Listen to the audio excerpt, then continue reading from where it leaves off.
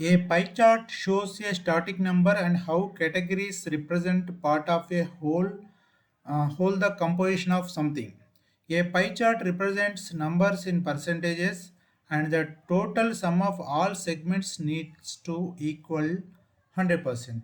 You might have seen this in while watching the cricket or election results, how much like each percent of the vote happened or how many runs scored against in the ground, like they spread across, right?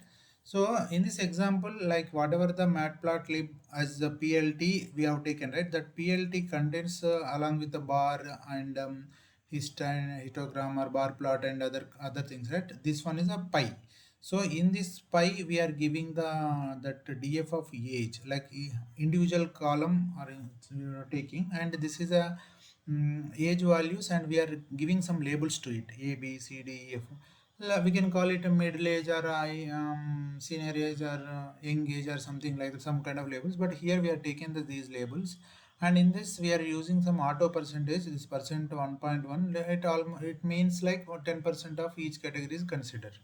Like total, like 0 to 10 is one group, and 11 to 20 is another group, like that. Okay, we can change this one to other percentage quotient, so that accordingly we can label as many as of this. So here we are taken this some 10 different things, and 10 out of them totally it is consisting of the 100. Okay, so this is how it is.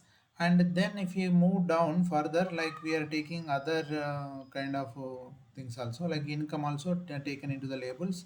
And here we are seeing the labels like the income is categorized in this way, and this high category, like highest category is containing the more of it, and lowest like 2.2 percentage of some H1 H category is so again this is based on the whatever the total data is there, from that 10%, like those many 10 quotients or 10 parts are taken, and that 10 parts are put under total, it becomes 100%. Okay, and like this is another pie chart. Okay, and then the one more pie chart is in the sales category. In the sales category also A, B, C, D, E, F, something labels are, and how you keep these labels are up to individual choice and the problem definition. The whatever the problem you want to tell the story based on the data, right? So that based on that only you need to keep these labels, and correspondingly that whatever the data contains in this column will be represented like this.